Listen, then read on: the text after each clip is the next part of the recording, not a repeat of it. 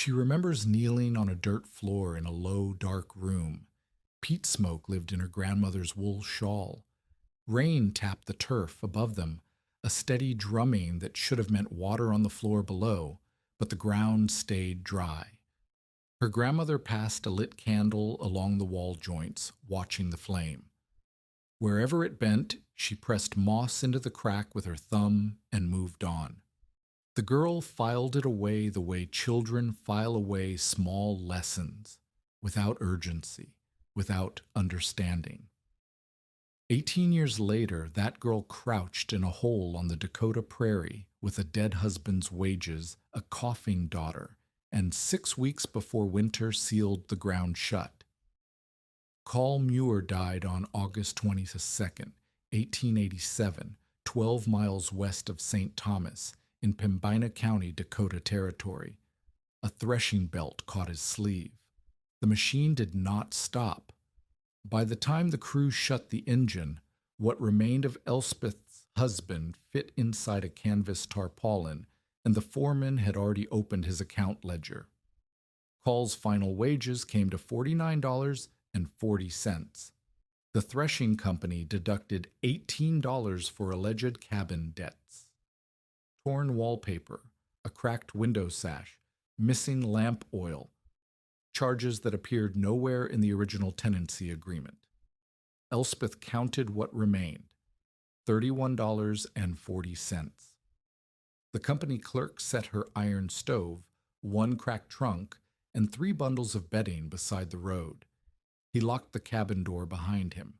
Bale, the manager for the Arkwright Land and Grain Company, walked the packed dirt path and stood over the stove as though inspecting surplus inventory. He told Elspeth that widows without teams should consider washing work in town. Effie pressed against her mother's hip. Chaff from the threshing yard stuck to the girl's wet stockings. The stove ticked as its last heat contracted. Somewhere inside the distant barn, the belt that killed Carl Muir slapped its rhythm without interruption. Elspeth had $31.40. An $18 filing fee would claim 160 acres of open prairie, land the federal government offered to any widow willing to live on it for 5 years. That would leave $13.40 for nails, stovepipe, cloth, flour, and every other material required to keep 2 people alive through a northern Dakota winter.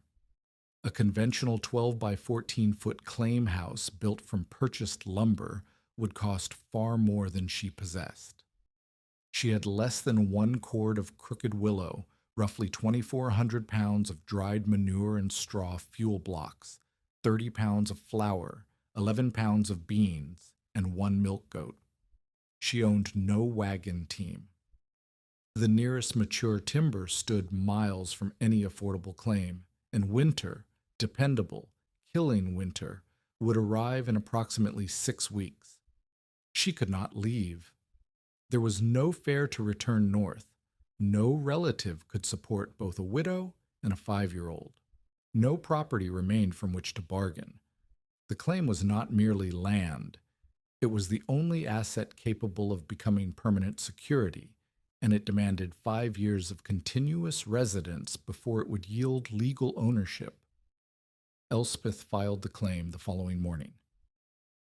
The land office in St. Thomas occupied a single room above a dry goods store. The clerk accepted her $18, recorded Elspeth Muir as a widowed head of household, and handed her a receipt identifying 160 acres on the western prairie, a slight rise above a sedge-lined coulee, 1 patch of willow scrub, and open grass in every direction. No barn, no well, no standing structure of any kind. $13.40 remained.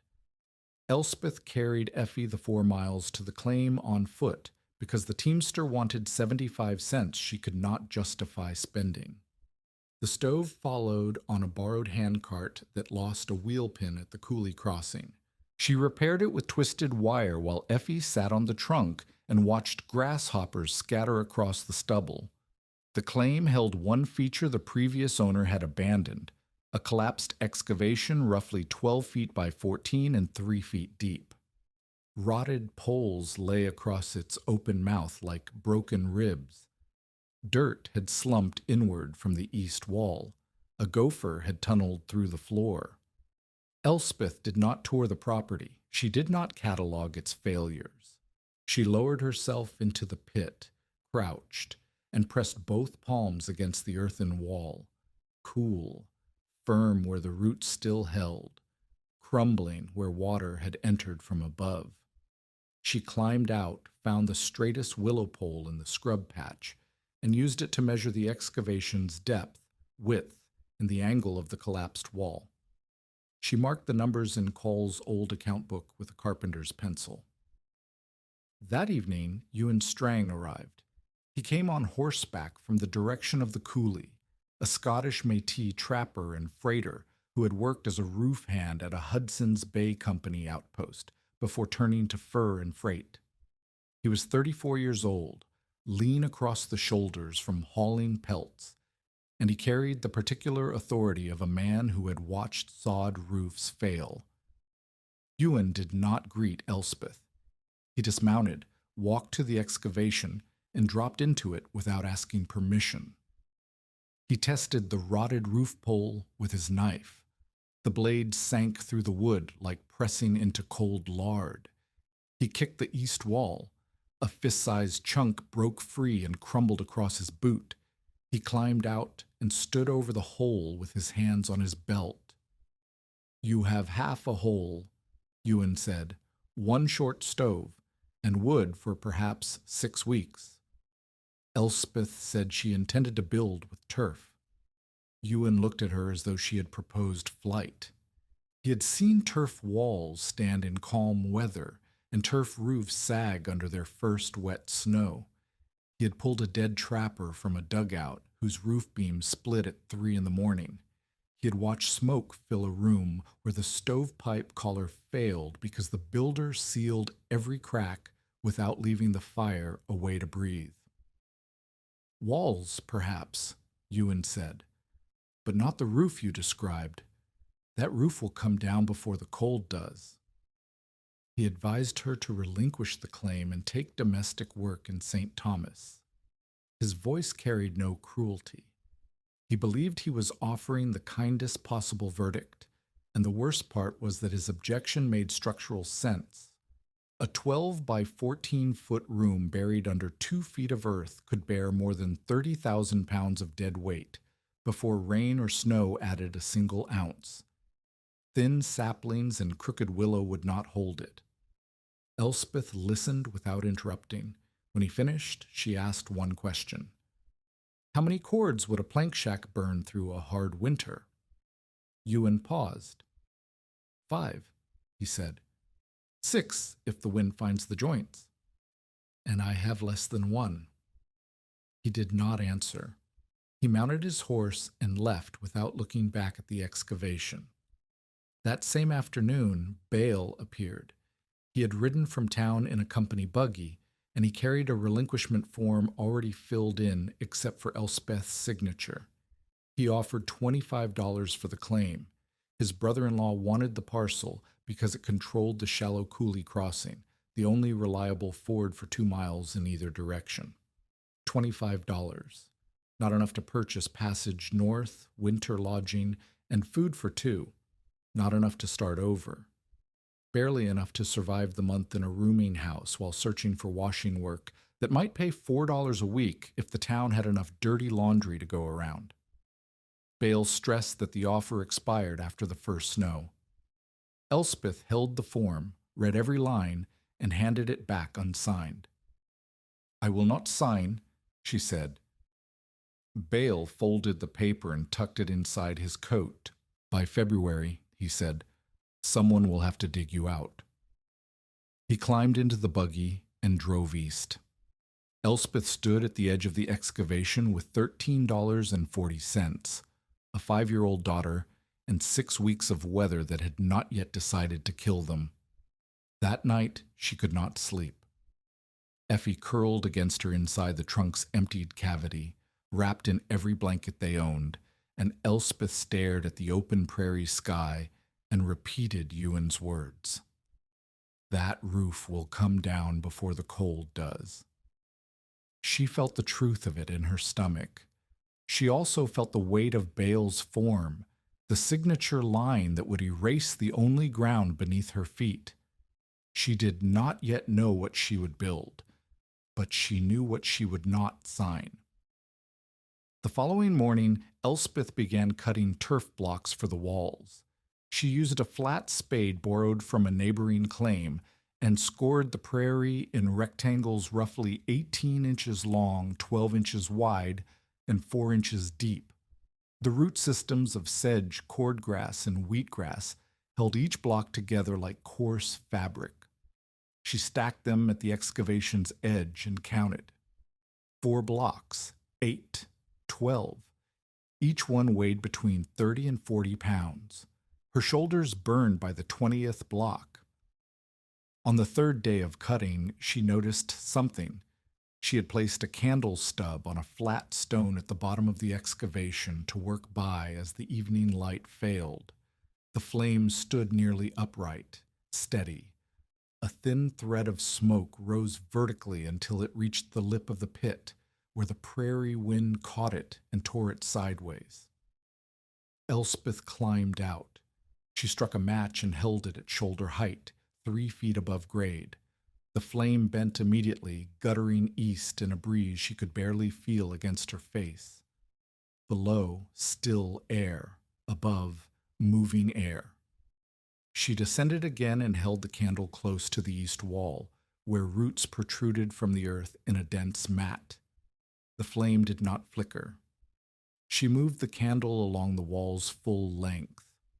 No movement until she reached a crack where water had widened a gap between 2 soil layers. There the flame bent.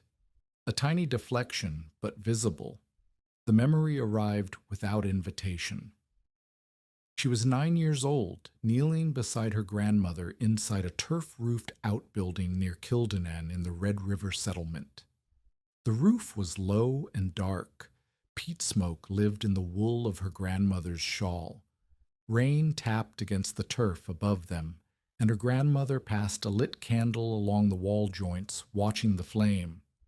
"There," her grandmother said, each time the flame bent. She pressed a handful of moss into the crack and moved on. The lesson was not about insulation, it was about air. Find where the wind enters. Seal it. A low, tight structure did not need to trap heat like a wool coat. It needed to stop surrendering heat to moving air. Elspeth crouched in the Dakota excavation and understood what her grandmother had demonstrated. The old woman had not claimed that turf created extraordinary warmth. She had shown that a structure buried in earth and sealed at its joints lost heat slowly because the wind could not carry it away. An exposed plank shack with gaps at every board joint would burn 5 or 6 cords because the prairie wind would steal the heat as fast as the stove produced it. But a room dug into the earth, walled in dense turf, roofed low and sealed, that room might hold its warmth on a fraction of the fuel. The question was the roof. Elspeth opened Call's account book and drew what she could not afford to get wrong. The house became 12 feet by 14 feet internally. Floor lowered approximately 3 feet into the excavation. Sod walls 24 to 30 inches thick, rising 3 feet above grade. Interior height 6 feet 2 inches at the center ridge. A rounded low roof rather than a tall pitch, reducing both wind exposure and the volume of air inside. One 18 by 24 inch window of oiled paper. A short entrance passage angled against the prevailing wind with an inner blanket door. The stove centered in the room rather than pressed against an exterior wall, so its heat radiated in every direction. And the roof, not 2 feet of solid earth. Ewan was right about that. 2 feet would crush it. Instead, she drew 3 load paths in the account book. Roof weight transferred to rafters. rafters to purlins, purlins to forked posts set on bearing stones and braced against the thick walls. The turf layer would be limited to 2 courses of 4-inch blocks, roughly 8 inches total, over a layered membrane of willow rafters, brush, hay, cloth, and clay slip. 8 inches of turf, not 2 feet, heavy enough to seal and shelter, light enough to bear. She calculated the math again. The roof over a 12 by 14-foot room at 8 inches of earth thickness would weigh roughly 11,000 to 13,000 pounds. That required substantial ridge poles, closely spaced rafters, and interior posts that would not buckle. She needed at least 1 sound cottonwood beam 7 inches in diameter, 2 lower purlins, and 4 forked posts of hard wood. Her remaining cash, $13.40. A cottonwood beam of that size cost between $3 and $4. Iron stovepipe, nails, cloth, and ceiling materials would consume most of the rest. There would be no money left for lumber walls, no money for a second attempt, no margin for error. Martha Rourke arrived on the 4th day. Martha was 32, a neighboring farmer's wife, mother of 4, and an experienced prairie settler who had survived 3 Dakota winters in a proper frame house with a proper stove and a proper husband to cut proper firewood. She brought a loaf of bread and a jar of rendered fat, and she stood at the edge of the excavation looking down at Elspeth's stacked turf blocks with the expression of a woman counting someone else's mistakes. "Effie has a cough," Martha said. Elspeth knew. The girl had been coughing since the night they slept outside. "You intend to put that child under wet soil," Martha said. It was not a question. Elspeth did not pretend there was no risk. She identified 4 failure points aloud, counting them on fingers cracked from cutting sod. "The roof could collapse if I build it too heavy. The walls could leak after a warm rain. The stove could fill the room with smoke if the draft fails. And the foundation could wash out if I do not control the runoff." Martha stared at her. "And you are still going to do it."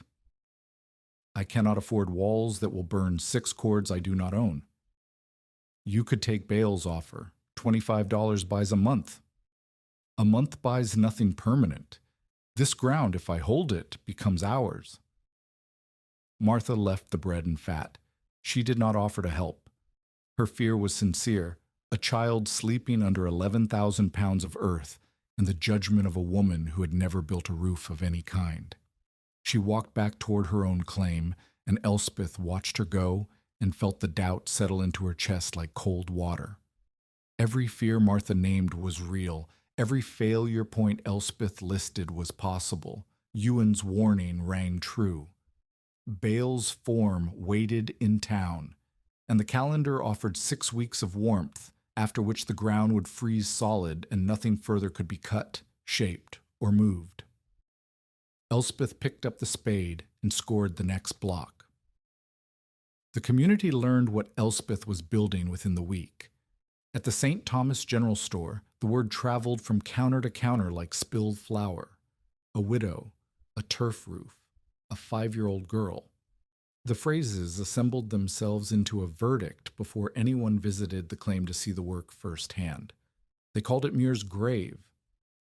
A farmer watched Elspeth's borrowed handcart pass with a load of turf blocks and said it plainly, "She's not roofing a house. She is burying herself early."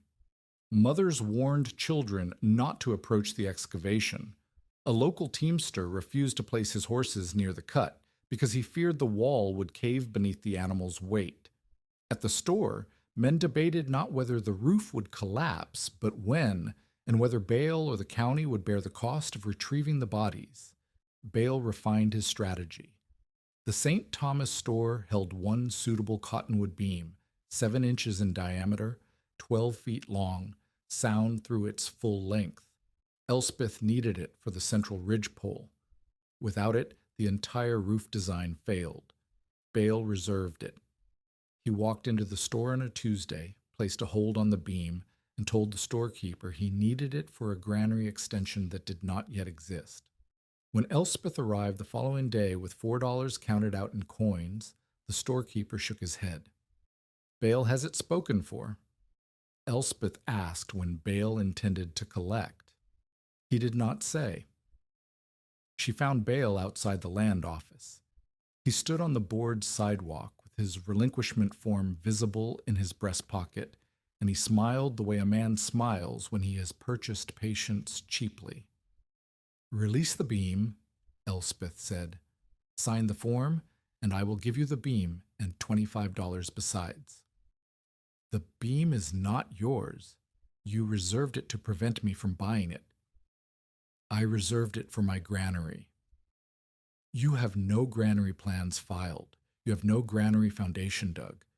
You're holding a beam to starve a widow's roof. Bale's smile thinned.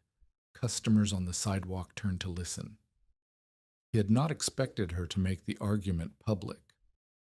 By February, Bale said, someone will have to dig you out. I'm trying to prevent that. Elspeth stepped closer. Then keep the shovel ready. I still will not sign. She left without the beam. The confrontation changed nothing material. The wood remained on Bale's hold, but it planted the first crack in his public authority. Two customers exchanged glances. One of them was Martha Rourke's husband, who said nothing but carried the story home. That evening, Elspeth returned to the claim and found 3 of her roof stakes pulled from the ground. Her measured cord line, the string she used to maintain straight wall courses, had been cut in 2 places. She could not prove who had done it. The prairie was open, the claim unwatched, and Bale had men who owed him favors. She redrove every stake by lantern light. She retied the cord line and checked each measurement against the marks in Call's ledger. The work cost half the night.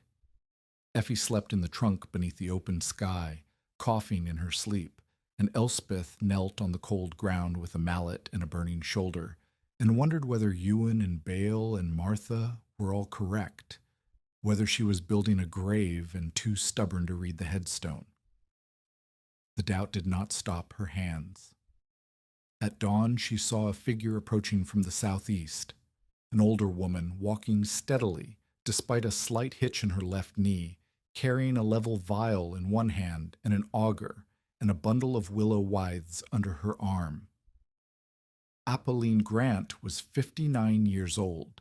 She was Scottish Métis, the daughter of a Red River cart builder and a Cree-descended camp worker, and she had buried 2 husbands, delivered 11 children belonging to other women, repaired more cart covers than she could count, and built 3 temporary winter shelters during buffalo hunt seasons when the main camp moved faster than the pregnant women could follow. She had watched Elspeth for 2 days before approaching, not the cutting or the stacking. Anyone could swing a spade.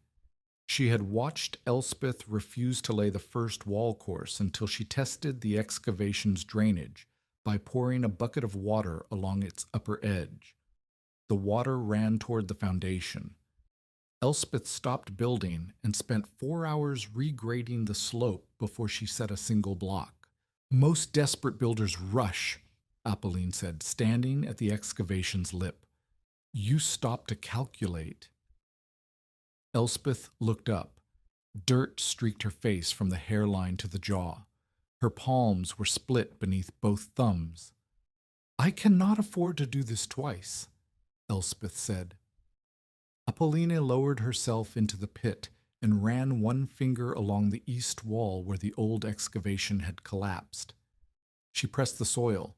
She smelled it. She looked up at the surrounding grade and pointed north, where the ground rose slightly toward the coulee. Water comes from there, Apolline said.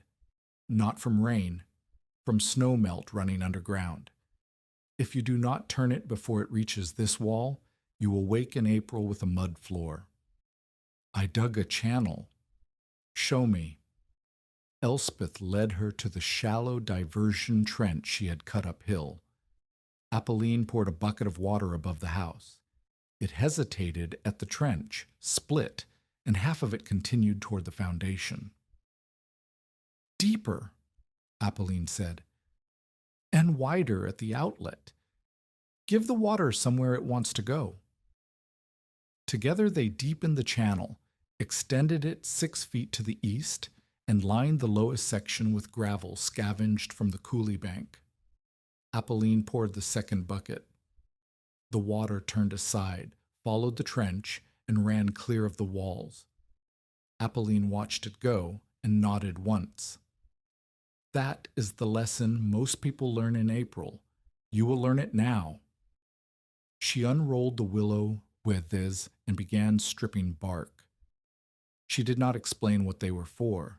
She simply worked, and Elspeth worked beside her, and for the first time since Call's death, the silence between two people did not feel like judgment.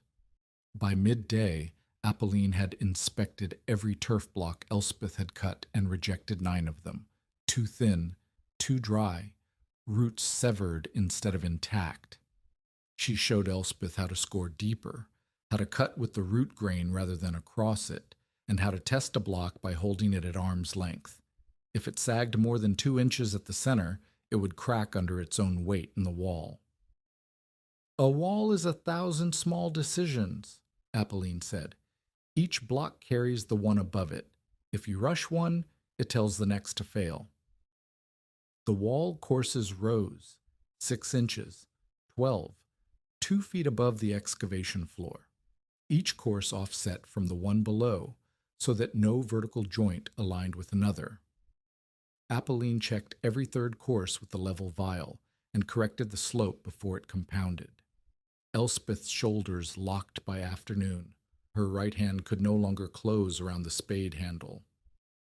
Effie carried twine between the stakes and stuffed dried grass into cracks at the wall's base, and when the girl coughed, Apolline placed a hand on her forehead without pausing her work and said, "She needs steam. Boil water tonight and let her breathe it." Progress required tracking. Elspeth began marking each day in Call's ledger. Day 6, excavation squared, all collapsed soil removed.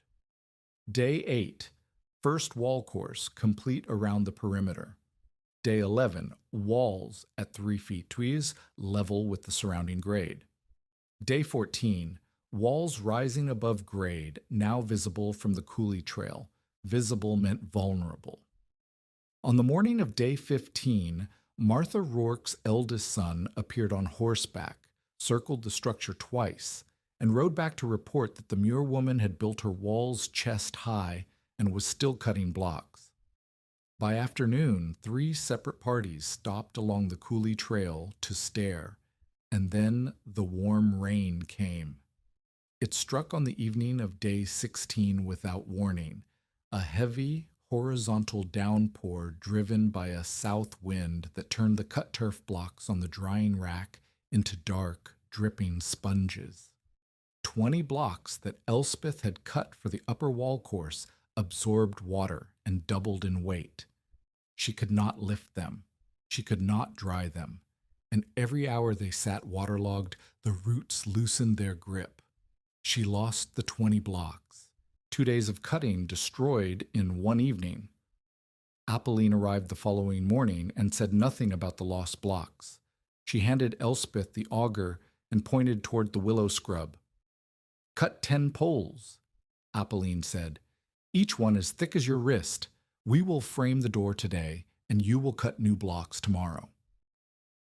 Elspeth drove the auger into the first willow trunk. The work steadied her hands. Behind her, Effie stacked the ruined blocks in a line and counted them aloud. 1, 2, 3, 4, as though keeping score for a game whose rules only she understood. The walls climbed. Day 16, door frame set. Day 21, 6 of 14 roof supports braced in position. The wall height reached 5 feet above the excavation floor, and Elspeth began shaping the inward curve at the top, where the wall would meet the roof structure. Each upper block had to be trimmed at an angle so the next course leaned slightly inward, distributing the roof's eventual weight into the mass of the wall, rather than pressing straight down on its inner edge. but the roof itself remained an open question. The central ridgepole, the 7-inch cottonwood beam that Bale held hostage at the store, had not materialized. Without it, the willow rafters had nothing to bear against.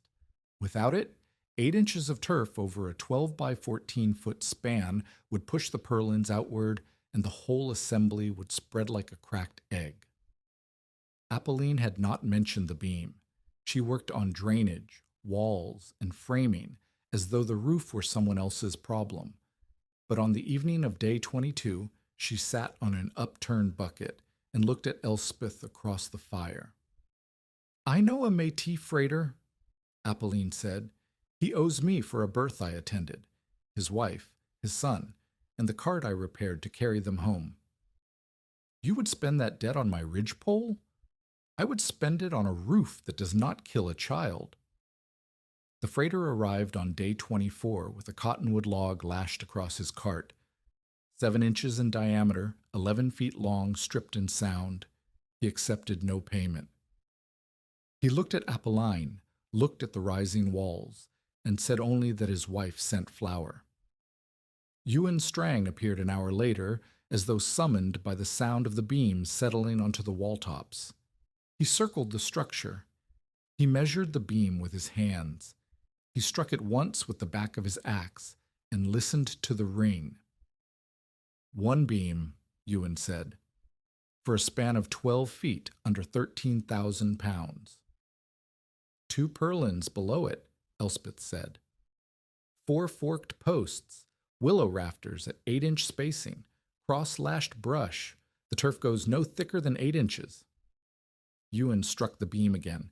He ran his thumbnail along a grain line. He said nothing for a long time. "Show me the posts," he said. Elspeth brought the 4 forked posts she had cut and seasoned. Ewan examined each one. He struck the third with his axe. It gave a hollow sound, punky at the center, rotten where a borer had entered below the fork. "This one fails under load," he said. "Replace it." Elspeth lost a day finding and cutting a sound replacement. She did not argue. Ewan's objection was correct, and she recognized that his unwillingness to leave was itself a kind of investment. A man who expected failure would not bother inspecting the posts. Tell us in the comments, have you ever been dismissed by someone who did not understand what you were building? The walls reached their full height on day 26. The entrance passage took shape, a short corridor angled against the northwest wind, with a plank outer door and a heavy blanket hung inside. The window opening waited for oiled paper. The stove sat in the center of the room on a flat stone platform, its pipe rising through a hole that did not yet exist in a roof that did not yet exist. Above them, the sky stretched pale and enormous, and the first yellow leaves appeared on the willow scrub. 6 weeks had become 4. The turf still needed cutting. The roof membrane required assembly, and every morning Elspeth woke to a temperature 2 or 3 degrees colder than the morning before, the prairie counting down to the freeze that would end all construction, all cutting, all shaping of earth. On the evening of day 28, Apolline and Elspeth laid the first willow rafters across the purlins. The wood creaked under its own flex. Elspeth lashed each joint with rawhide soaked in water so it would shrink tight as it dried. Apolline positioned the first crossbrush layer and pressed down with both hands, testing for gaps. Below them, in the half-finished room, Effie slept on a straw pallet with her coat pulled over her head. The cough had not worsened, but it had not improved.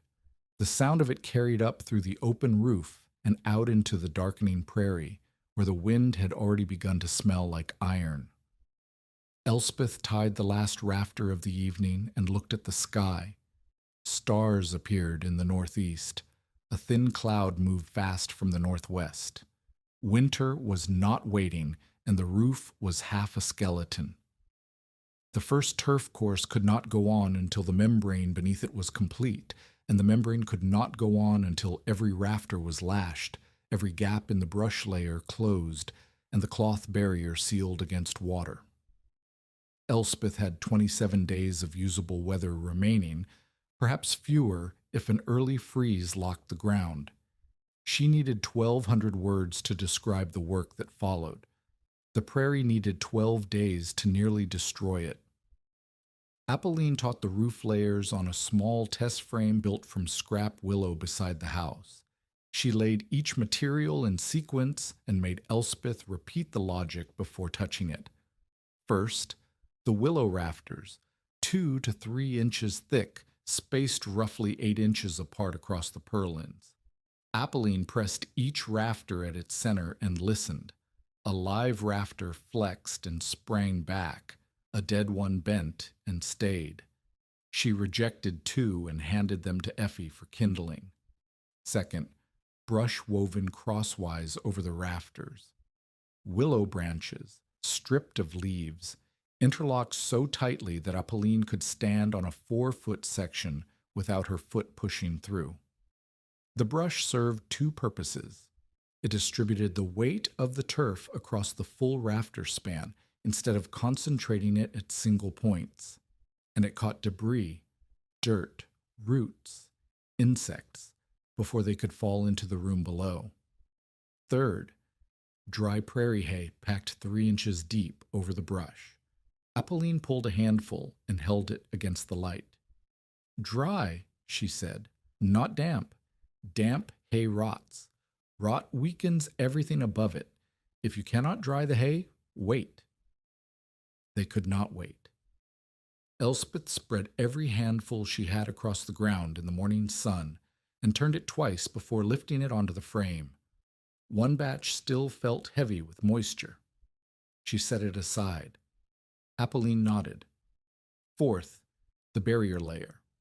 Overlapping canvas, flour sacks, and oiled cloth, arranged so that water running downhill would pass over each overlap rather than under it. The same principle as shingles, but executed with materials that cost nothing because Elspeth had nothing left to spend. She stitched the edges with heavy thread and sealed the seams with thin clay slip worked into the fabric with her thumbs. "Clay shrinks when it dries," Apolline said. "It will crack. You must rework every seam after the first week." Fifth, the first 4-inch turf course, grass side down, laid tightly so that roots from adjacent blocks tangled and locked. Sixth, the second course, offset so that no joint in the upper layer sat above a joint in the lower. Grass side upward on this final layer so the living roots would grip the surface and resist wind erosion. Apolline placed a stone on the test frame's finish section and left it overnight. By morning, the brush had compressed 1/4 inch. The rafters held. No water appeared beneath the cloth layer. "Now do it 12 feet wide," Apolline said, "and do not rush." They did it 12 feet wide. The work consumed 6 days. Each morning began before light. Elspeth climbed the wall, straddled the ridge, and received materials that Effie and Apolline lifted from below. The girl could not reach the roof, so she packed hay into bundles and tied them with cord. Apolline cut brush, soaked cloth strips, and mixed clay in a salvaged butter churn. Elspeth laid each layer and crawled backward along the frame, pressing her weight against every joint to test its seal. Her palms had split beneath both thumbs in the first week. Now the cracks deepened until they bled onto the cloth barrier. She wrapped them in strips torn from Cole's spare shirt and kept working. Her right shoulder, swollen since the second week of cutting, locked at full extension. She compensated by rotating her entire torso to lift blocks overhead, a motion that ground her lower back into a persistent ache she could feel in her teeth. She lost 7 pounds. Her dress hung from her collarbones. Apolline brought boiled oats each morning and watched Elspeth eat every spoonful before allowing her to climb. Effie's cough improved with the steam treatments, but returned whenever the evening temperature dropped.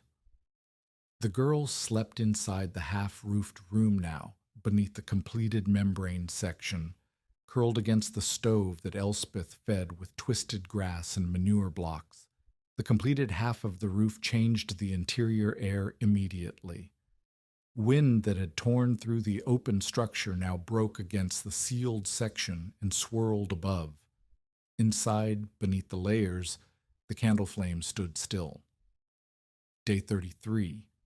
First turf layer, complete across the full span. Apolline inspected every edge. She found one section where the clay slip had not penetrated the cloth seam. Water poured over it, ran through within seconds. Elspeth tore it apart and resealed it. Half a day lost. Day 35, second turf layer begun. The weight was now real. The ridgepole accepted the load without visible deflection, but two rafters near the north edge bowed downward slightly, less than half an inch, but visible against the taut cord Elspeth had strung as a reference line. Ewan appeared that afternoon. He had not visited in 9 days. He stood below the roof and stared at the bowed rafters. "How much weight is on those two?" Elspeth calculated. Approximately 900 pounds shared between them, plus whatever moisture the upper block still held. Ewan pressed upward against one rafter with his palm. It flexed but did not crack. He held the pressure for 10 seconds, released, and watched the wood return, almost to its original line. Almost.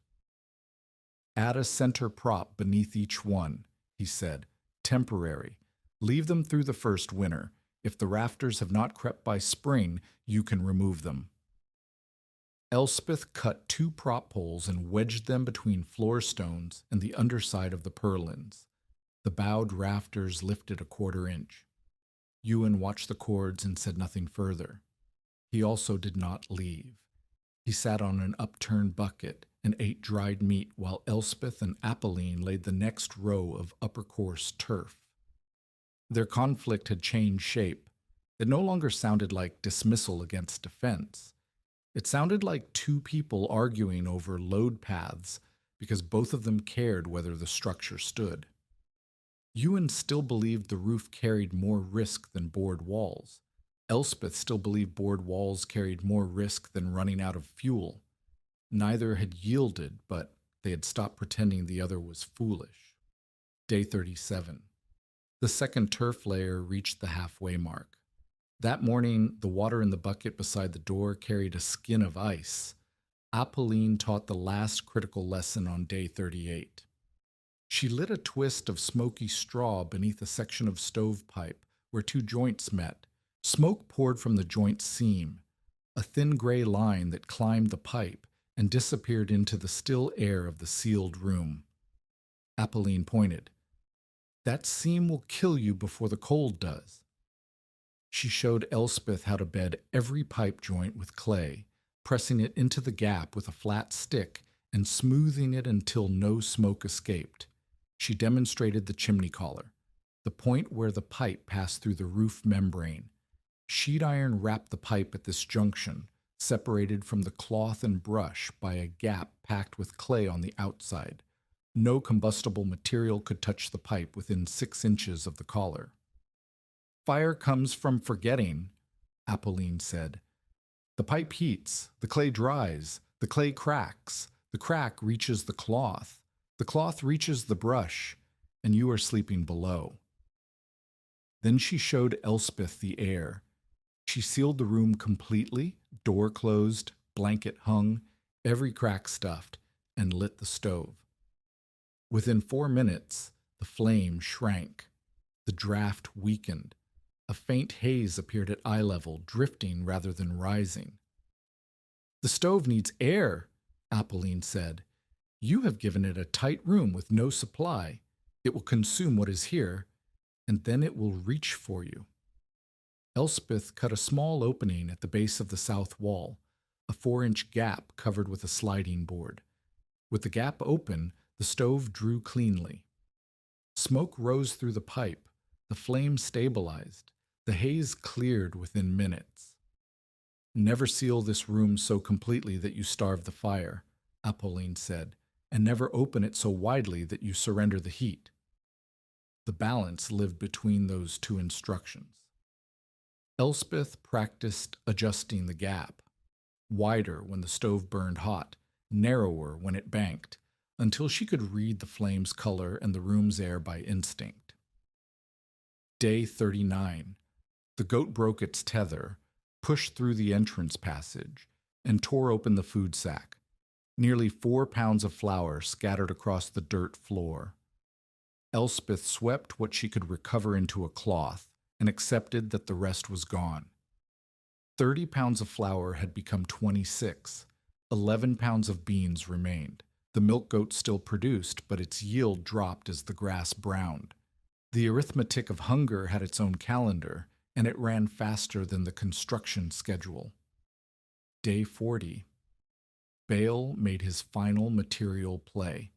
He persuaded a hauler not to deliver the remaining section of stovepipe, the elbow joint that connected the horizontal run to the vertical collar. Without it, Elspeth could not safely vent the stove. Smoke would pool at the ceiling. The room would become the suffocation trap that Apolline had just taught her to prevent. Martha Rourke appeared at midday with her ox. She did not explain herself. She hitched the animal to Elspeth's handcart, told Effie to climb aboard, and drove toward St. Thomas without waiting for Elspeth to object.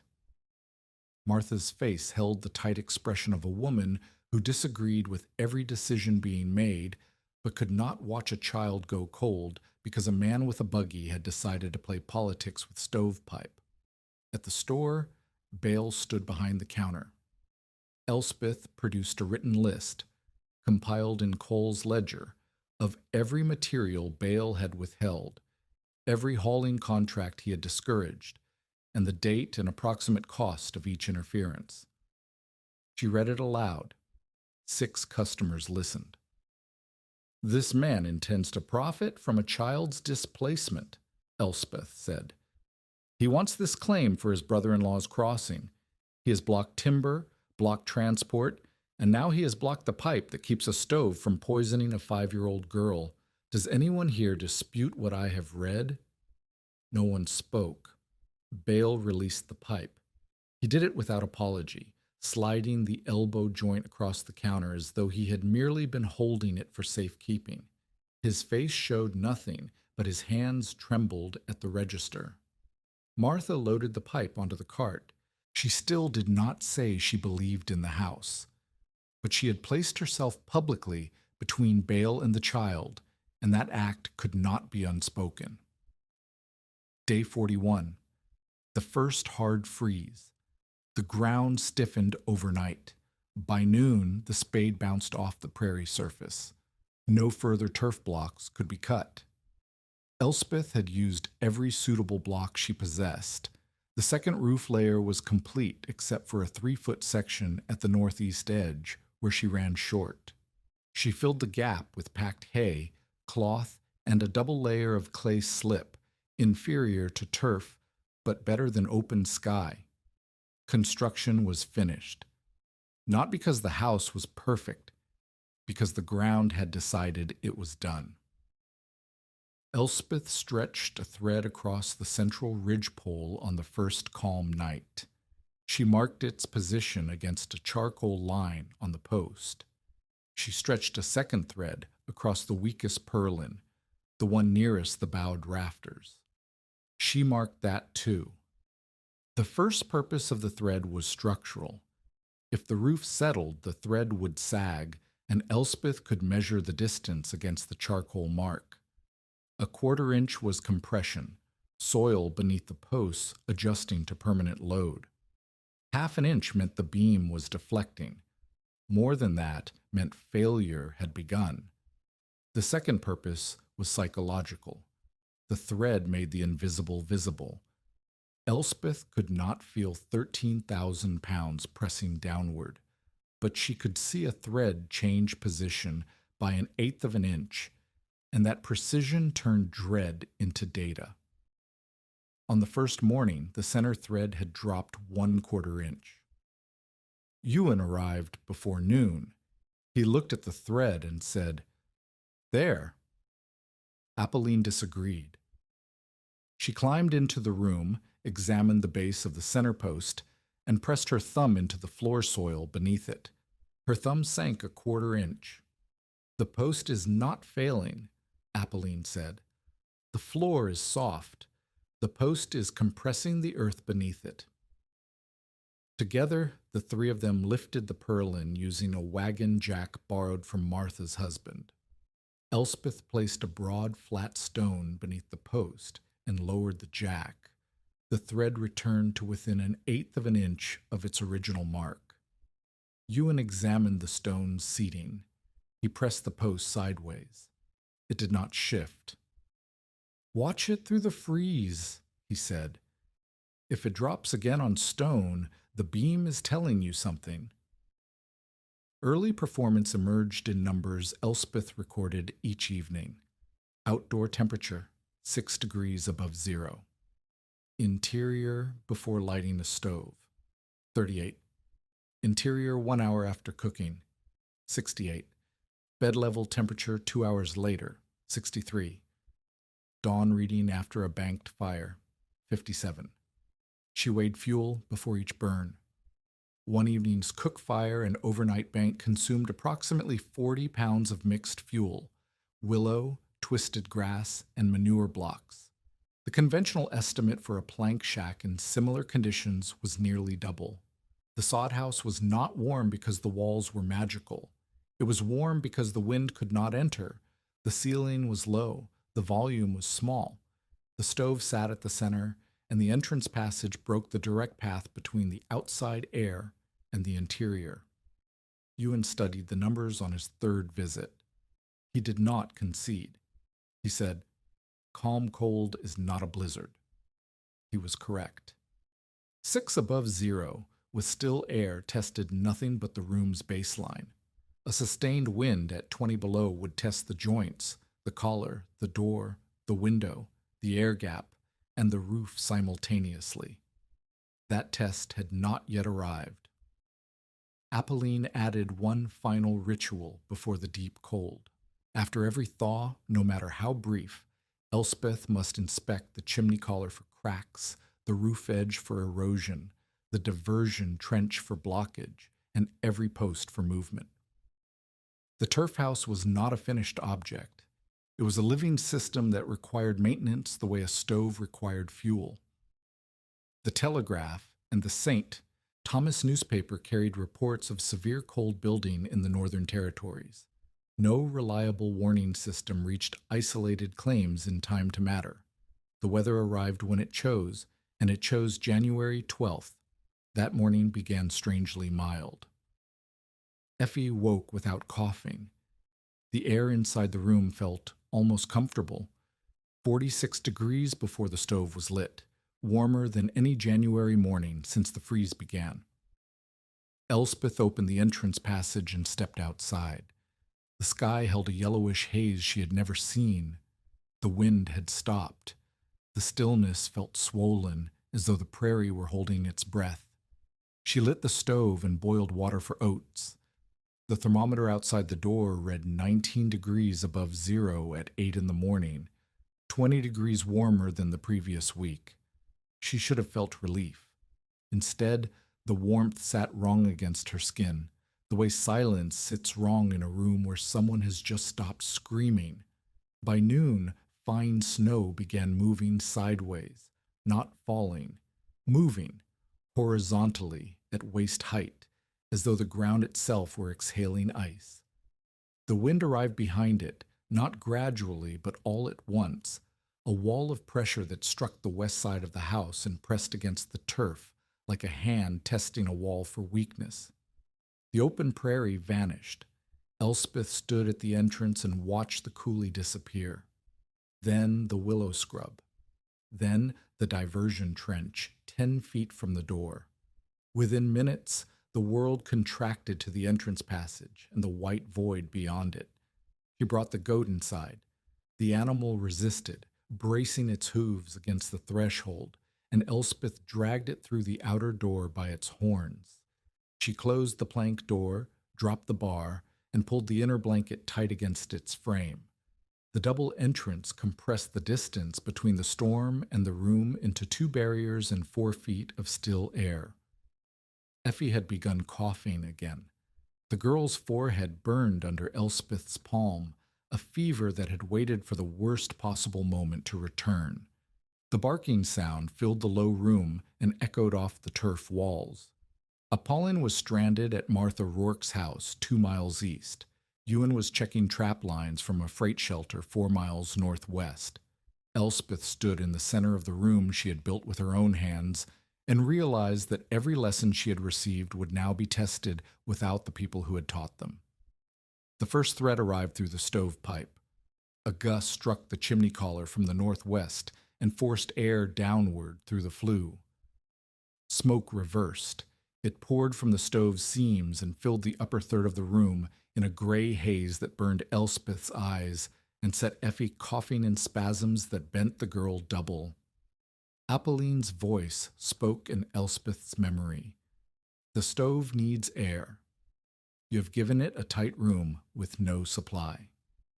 Elspeth opened the low air intake, the sliding board at the base of the south wall, 1 finger's width. She twisted a tight roll of paper, lit it, and held it inside the stove's firebox. The burning paper heated the flue. The draft reversed. Smoke began climbing again.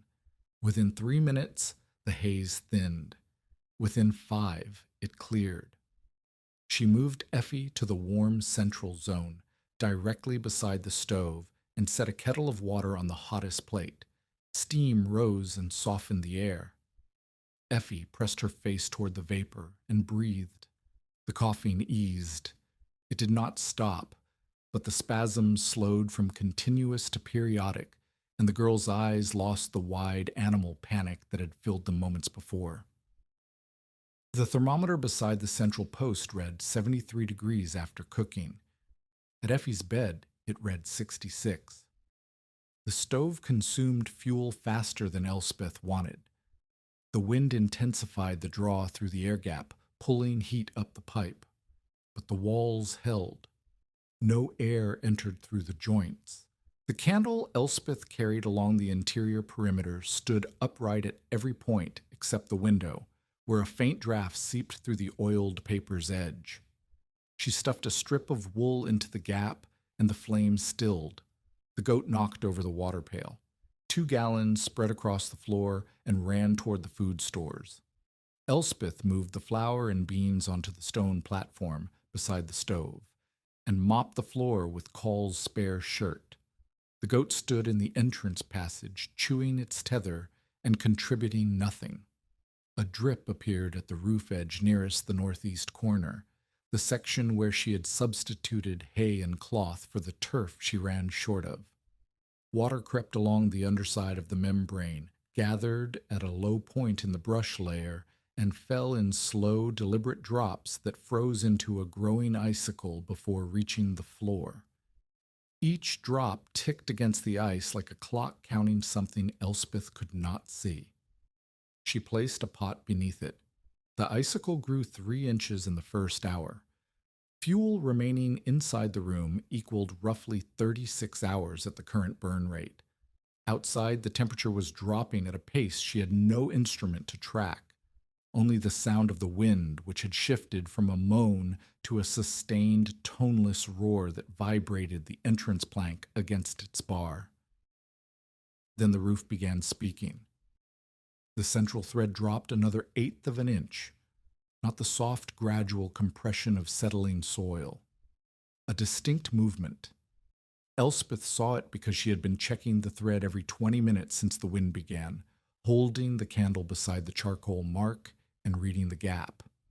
1/8 of an inch. The post had not shifted on its stone. The beam itself was flexing under load that had changed. Wind does not weigh anything by itself.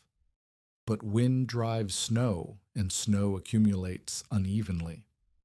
The northwest gale packed drifted snow against the leeward side of the roof while scouring the windward side bare. The asymmetric load twisted the frame, heavier on the east, lighter on the west, and the ridgepole flexed toward the weight. A prop groaned. The sound came from the temporary center brace Ewan had told her to install beneath the bowed rafters, wood fibers compressing, not splitting. Not yet. Elspeth could not climb onto the roof. The wind would take her off the wall before she reached the ridge. She could not redistribute snow she could not reach. She could do only what the room allowed. She wedged a short brace between the floor stone and the underside of the purlin nearest the loaded side. She hammered it into position with the back of the axe. 3 strikes, each one sending a vibration through the frame that made dirt sift from the ceiling seams. Then she transferred Effie's bed away from the loaded roof edge, pulling the straw pallet to the center of the room beneath the strongest span. The groaning stopped. The thread held its position. Dirt continued to sift from one seam for another 10 minutes and then stilled. Elspeth sat on the floor beside her daughter and listened to the storm try to dismantle her house from the outside. The turf did not care about the wind.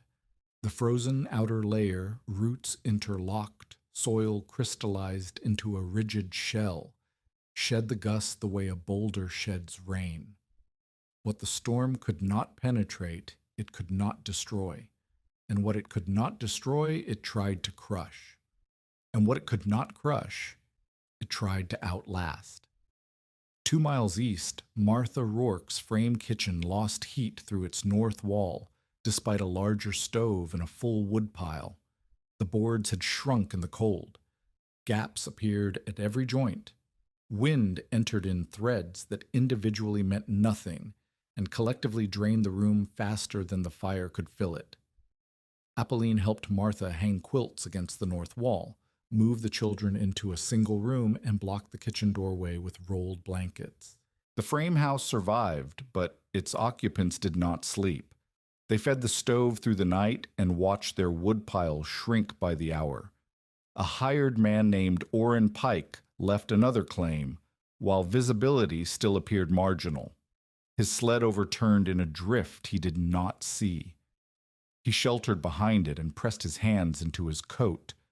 By the time a search party reached him the following afternoon, both feet and 3 fingers had turned the waxy white of tissue that would never function again.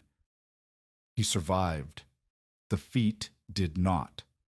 The storm lasted roughly 14 hours. In his freight shelter 4 miles northwest, Ewan Strang sat against a wall of stacked hides and calculated. Elspeth had less than 1 cord of mixed fuel. She had a child with a cough. She had a roof he had warned her about carrying 13,000 pounds under asymmetric wind load. She had no partner, no neighbor within shouting distance, and no experience surviving a storm of this magnitude alone. He had told her the roof would come down before the cold did. He believed it. He believed it the way a man believes gravity, not from theory, but from watching heavy things fall. At first light, the wind dropped from a roar to a moan. Visibility extended to perhaps 50 yards. Ewan tied a rope around his waist, fastened his snowshoes, and left the shelter heading southeast. He followed fence posts where they protruded above the drifts. He lost the line twice when the posts disappeared beneath sculpted snow and navigated by wind direction and the slope of the ground beneath his feet. One snowshoe strap broke at the 2nd mile. He tied it with rawhide and kept moving. Frost whitened 2 fingers on his left hand, the same fingers that would ache in cold weather for the rest of his life. He expected silence, the silence of a room where the roof had found the floor, the silence of a stove gone cold beneath dirt and broken poles, and 2 bodies he would have to carry back to St. Thomas on a sled. He saw the smoke first, a narrow column, almost white against the gray sky, rising from the chimney collar in a clean vertical line, not the thick sideways pour of a blocked flue. not the absence of a dead fire. A clean draw. Someone was feeding a stove beneath a roof that still held. Ewan stopped in the snow and stared at the smoke for a long time. He reached the entrance and pounded once against the plank door. His left hand could not make a fist.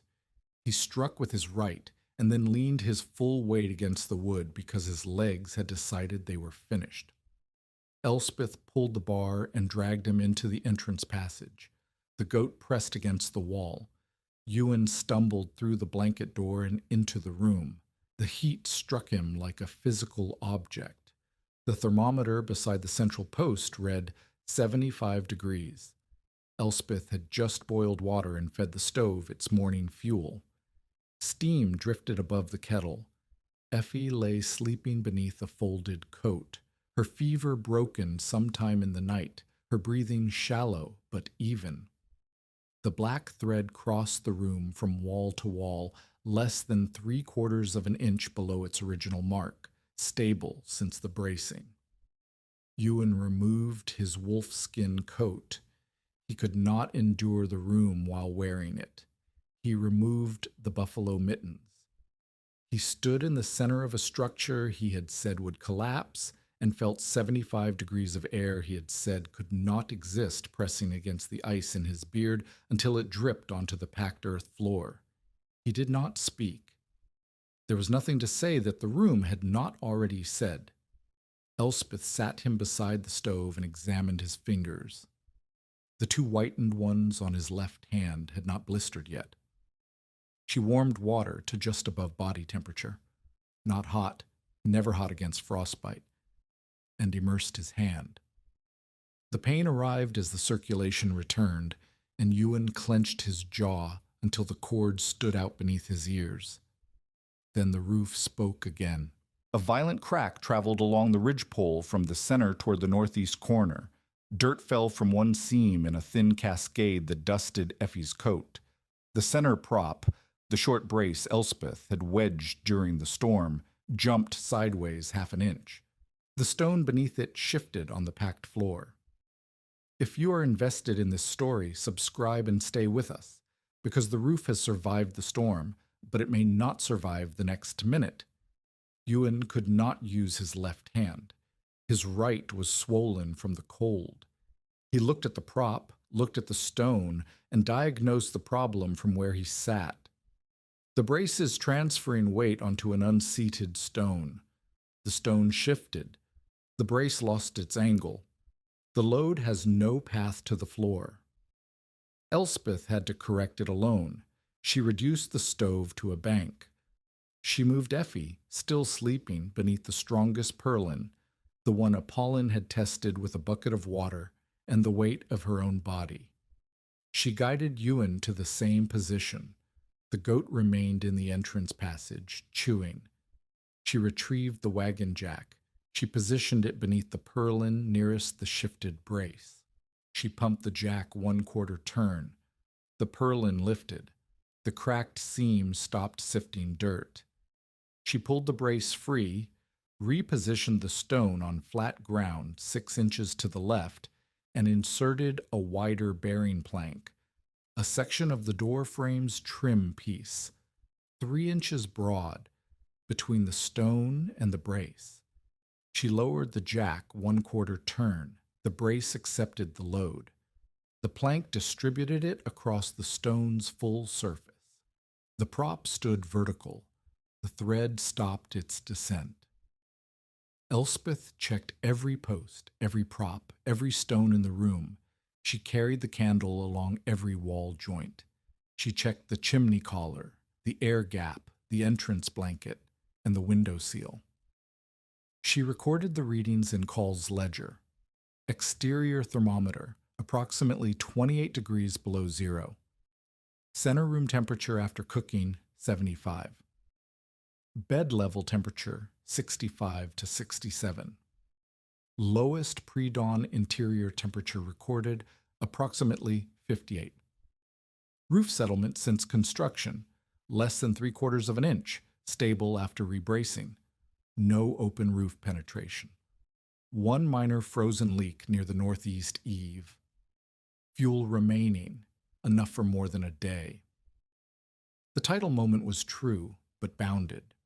Ewan entered a room reading 75 degrees, heated by a stove and held together by thick walls, a low roof, sealed joints, and the accumulated judgment of a woman who had measured every joint, tested every post, and braced every failure before it became fatal. Not a miracle of insulation, a victory of geometry, airflow, and relentless attention. Ewan sat beneath the strongest purlin with his damaged hand in warm water and watched Elspeth work. When she finished her inspection and sat down across from him, he said one thing. "You changed the roof." Elspeth looked at the thread. "I changed it because you told me the first one would fail." Outside, the wind had dropped to a whisper.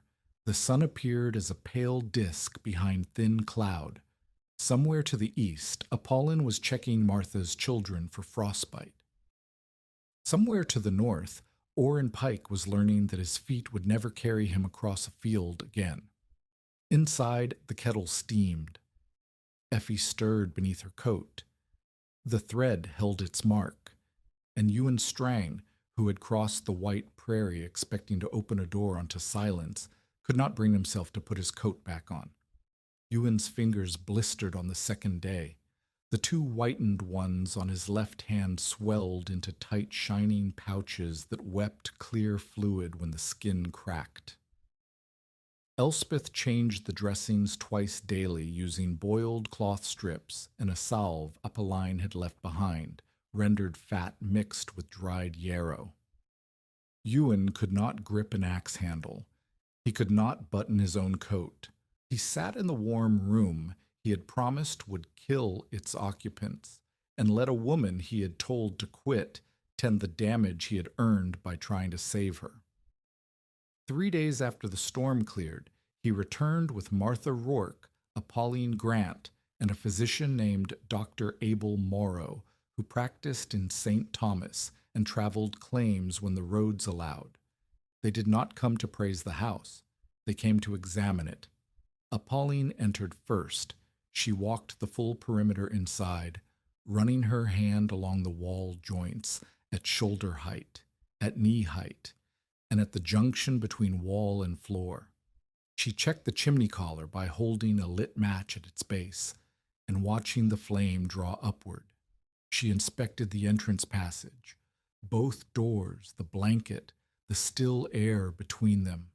She pressed each post at its base and struck the ridgepole with the heel of her palm. She looked at the thread.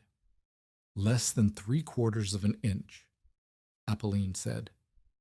"And stable." She did not smile. She nodded the way a woman nods when a thing she helped build has done what she asked of it. Dr. Morrow examined Effie. The girl's fever had broken on the second night of the storm. Her cough persisted, a deep, wet sound that concerned him, but her color was good, her skin warm, her pulse steady. He listened to her chest with a stethoscope and heard crackling in the left lung that suggested the cough would linger weeks more. "She needs warmth and steam," Morrow said. "She has both. The room is warmer than most frame houses I enter in January." He paused, looked at the low ceiling, the sealed joints, the centered stove. "It also needs ventilation. Keep the air gap open while the stove runs. Carbon from a banked fire accumulates in a sealed room faster than you notice it." Elspeth showed him the sliding board at the south wall base, open 1 finger's width during active burn, closed only when the fire was fully out. Morrow wrote nothing in a medical record, but he told Martha, as they stood outside in the thin January sun, that the child was warmer and better hydrated than the 2 frostbite cases he had treated that week in town. Martha walked the interior next. She did not touch the walls or inspect the joints. She looked at one thing, the fuel pile beside the entrance. Elspeth still had mixed fuel for more than a day after the storm. Martha's frame house had burned through nearly 2 cords in the same period, 14 hours of sustained wind pouring through board joints that shrank and split in the cold. Martha had spent the blizzard feeding a stove that could not keep pace with the heat leaking through walls designed for mild autumns, not for the children's blizzard. "How much did you burn?" Martha asked. Elspeth opened Call's ledger and showed her the fuel weights. 40 pounds per overnight bank, 55 during the storm's peak when the draft pulled harder. Total consumption during the blizzard and the 3 days following, approximately 270 pounds. Martha stared at the page. Her family had burned more than 1,000 pounds in the same period. "It is the air," Elspeth said. "Your walls let it through. Mine do not." Martha closed the ledger and handed it back. She did not say Elspeth had been right. She said, "Show me the entrance, the double door." That was the beginning of Martha Rourke's conversion, not a declaration of belief, but a specific architectural question asked by a woman who had spent 14 hours losing a fight against her own walls. Ewan spoke last. He stood inside the room with Apolline, Martha, Dr. Morrow, and Elspeth. 5 adults and 1 child beneath a roof he had said would collapse. He examined the ridge pole. He checked the thread. He tested the rebraced prop by pressing sideways against it with his good hand. He looked at the stone, the bearing plank, the jack marks on the purlin. Then he turned to the room and spoke in a voice loud enough for everyone present to hear. "I was right about the weight and wrong about the woman carrying it. She changed the roof before it could prove me right." He paused. The room was silent except for the stove's draw and Effie's shallow breathing. "I said that roof would come down before the cold did." Ewan looked at the thread, thin, black, crossing the room from wall to wall. "I withdraw it." Apolline handed him a cup of hot water. Ewan drank it with his damaged hand wrapped in cloth, and no one spoke for a long moment because the room had already said everything that needed saying. The community did not copy the entire structure. Elspeth did not expect them to. A 12 by 14-foot sod house dug into the earth was a specific solution to a specific emergency. 1 woman, 1 child, no lumber, no money, and 6 weeks before winter. Most settlers had frame walls, established fuel supplies, and neighbors within hailing distance. They did not need to rebuild from sod. They needed to stop losing heat through joints they had never sealed and roofs they had never braced. Elspeth taught principles. She taught them the way Apolline had taught her, through demonstration, argument, and the physical evidence of failure. Build low. A low ceiling holds a smaller volume of air. A smaller volume requires less fuel to heat. A pitched roof 12 feet high at the ridge presents twice the surface area to the wind as a rounded roof at 6 feet. Drain first. Water destroys from below before cold destroys from above. A diversion trench costs 1 day of labor and saves the foundation. Brace heavy roofs. Every post needs a broad bearing stone. Every ridgepole needs inspection strings. Every temporary prop stays through the first complete freeze-thaw cycle, regardless of whether settlement appeared to have stopped. Break roof joints. No vertical seam in the upper layer should sit above a seam in the lower. Offset blocks the way a bricklayer offsets brick. Water follows the path of least resistance, and an aligned joint is an invitation. Control air without suffocating the stove. A sealed room and an open stove cannot coexist. The fire needs a supply. The room needs a vent. The balance between them determines whether the occupants breathe clean air or die in their sleep. Measure actual fuel consumption. Weigh what goes in, record what remains. Estimation is comfortable and wrong. Measurement is tedious and alive. Inspect after every thaw. The roof that held in December is not the same roof in March. Freeze loosens clay. Thaw invites water. Wind erodes turf. A roof is not a finished thing. It is a contract that demands renegotiation with every season. Apolline and Elspeth conducted 3 demonstration builds during February and March. The first was a storm cellar attached to Martha's barn, not a full dwelling, but a reinforced earth shelter large enough for Martha's family of 6 during severe weather. They dug 4 feet down, lined the walls with sod, braced the roof with posts on stones, and installed a double entrance using Martha's old horse blanket as the inner barrier. The second was a sod-roofed milk room for a farmer named Cress, who lived 3 miles north. Cress provided labor and stone. Elspeth supervised the load distribution and trained Cress to check his post weekly with stretched thread. The third was an emergency shelter attached to the one-room school, built in a single weekend by 8 men following Elspeth's chalk marks on the ground. The shelter could hold 20 children and 2 adults beneath a reinforced sod roof. The school teacher, a young woman from Ohio named Harriet Voss, asked Elspeth to explain the drainage trench to her students.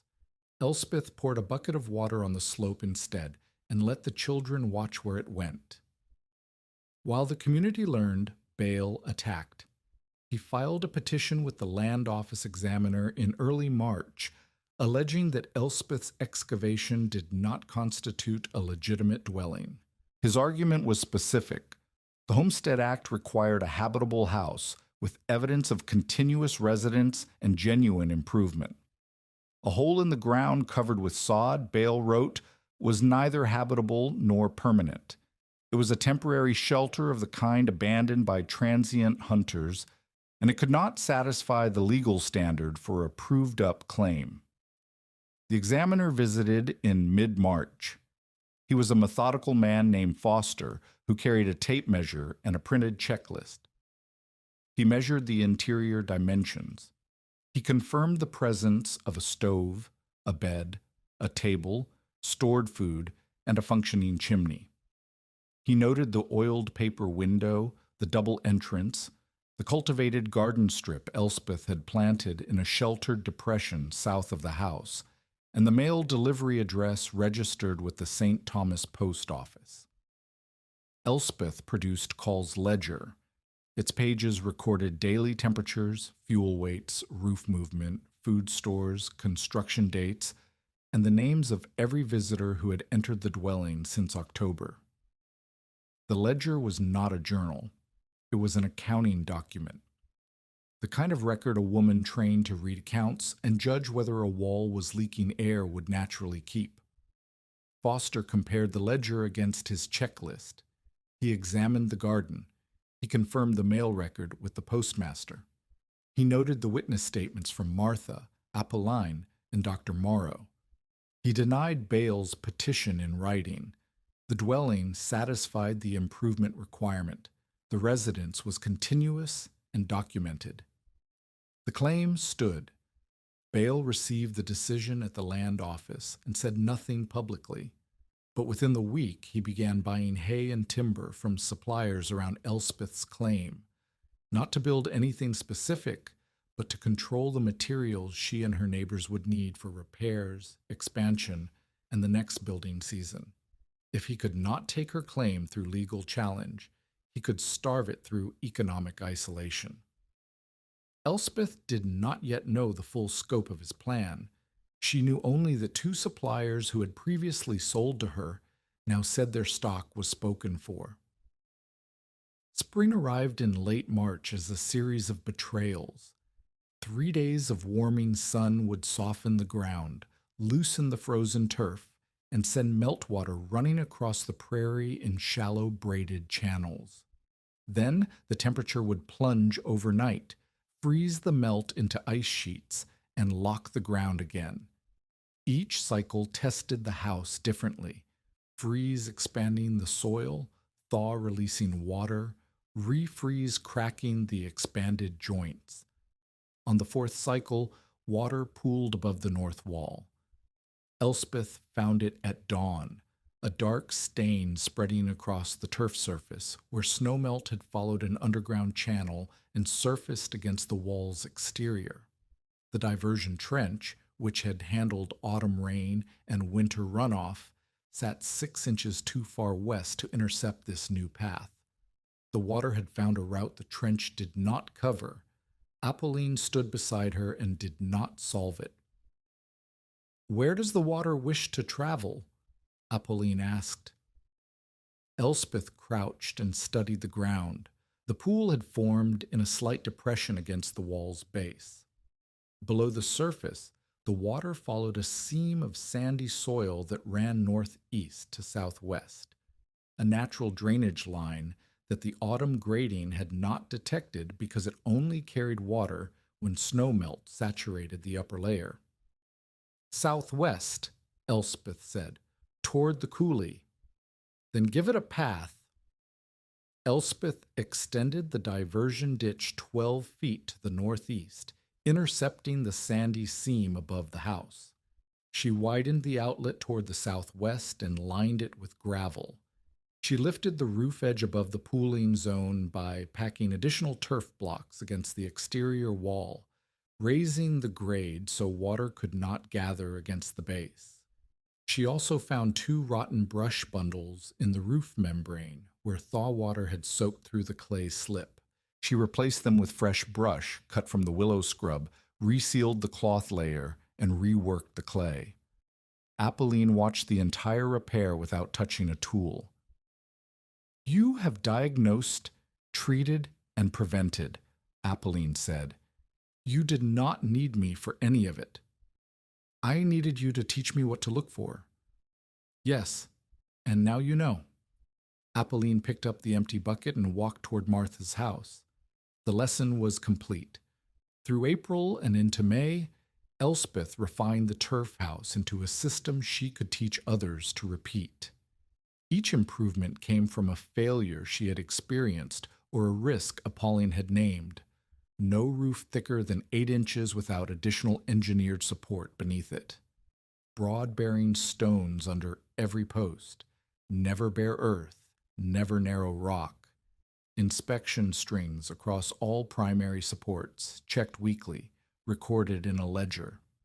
Removable interior braces retained through the first complete freeze-thaw cycle, regardless of whether settlement appeared to have stopped. The sheet iron chimney collar packed with clay on the outside only, never against the combustible cloth and brush of the interior membrane. A small high vent opposite the low air inlet, creating a cross draft that prevented carbon accumulation without surrendering significant heat. Roof edge turf pegged with sharpened willow stakes to resist wind erosion. And the interior clay surface whitewashed with lime, not for beauty, but because a white wall reflected lamplight into the room's dark corners and revealed cracks the moment they appeared. Elspeth began charging prosperous farmers for her labor, $1 per day for consultation, $2 for hands-on construction supervision. She taught impoverished settlers without fee. The distinction was practical. She needed income to survive, and she refused to build a reputation on charity that could not sustain itself. The farmers paid because her advice saved them fuel. The settlers received it because no one should freeze for want of a diversion trench. She made her trainees predict before they dug. Where will water run? Where will weight bear? Where will wind find a seam? A farmer named Aldert Coop insisted on adding a 3rd turf layer to his storage room roof because he believed thicker meant safer. Elspeth built a demonstration frame from scrap poles and stacked blocks onto it one at a time.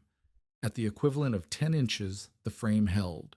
At 12, the center rafter bowed visibly. At 14, it cracked. a sharp report that made Coop step backward and his wife cover her mouth. "The earth does not care what you believe," Elspeth said. "It cares what the beam can carry." Coop built his roof at 8 inches and inspected it weekly for the remainder of the year.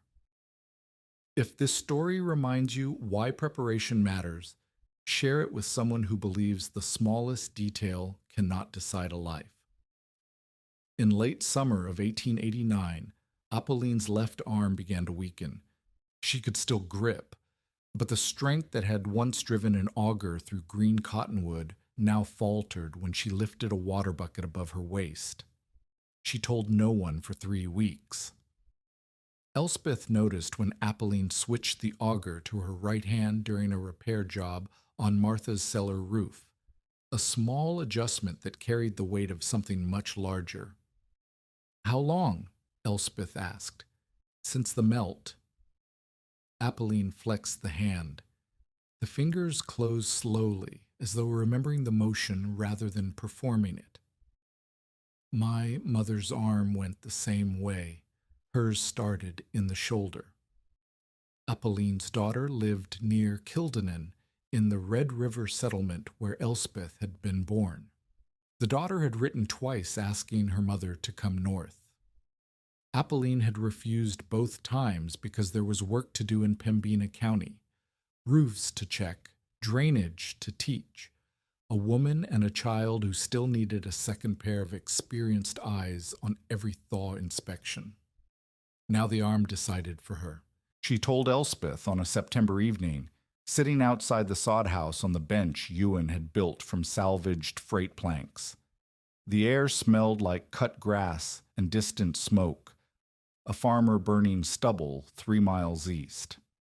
Effie chased the goat around the woodpile, and the sound of the girls' laughter carried across the flat prairie without interruption. "I will leave before the first frost," Appeline said. "The freighter can carry me as far as Pembina. I will take the river route from there." Elspeth did not argue. She had seen the arm. She knew the journey would not grow easier with time. Appeline reached into the canvas bag she carried everywhere and produced the small auger, the one she had brought on her first morning at the claim, the tool she had used to bore the first test hole in the ridgepole and to check every post for rot. The wooden handle was dark with years of palm oil.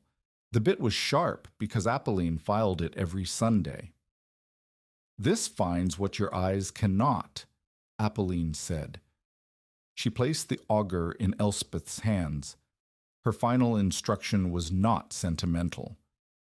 She looked at the sod roof, the chimney collar, the diversion trench that had been deepened and extended 3 times since autumn, and she said, "Never defend a roof you have not inspected." She left on the first day of October. The freighter's cart rattled north along the coulee trail, and Elspeth stood at the edge of the rise and watched it until the dust settled and the prairie swallowed the sound. The auger hung from a peg beside the entrance, and the room felt larger without the woman who had taught Elspeth to read its silences. There was no time to grieve the absence. The inspection season had arrived. 17 structures in the district now incorporated at least one principle Elspeth had taught, and the autumn thaw cycle tested every one of them. She walked claims. She checked threads. She poured water on slopes and watched where it gathered. She bored test holes with Appeline's auger and listened for the hollow sound that meant rot had entered. She did this alone. The fire came from the southeast on an October afternoon in 1889, carried by a wind that had dried the stubble into tinder and pushed a wall of flame across the open prairie faster than a man could run. Elspeth saw the smoke first, a dark line on the horizon that thickened as she watched. Within 20 minutes, the line became a front, wide enough to span the full southern view, advancing toward the scattered claims along the coulee. 5 homesteads lay in its path. The sod structures would resist flying embers. Turf does not burn, but doors burned, haystacks burned, fences burned, exposed roof membranes, the cloth and brush layers visible at eaves and edges, burned. Livestock panicked, children screamed, and the frame buildings, Bale's granary, Martha's new chicken house, the school teacher's woodshed, stood in the fire's path like paper targets at a rifle range.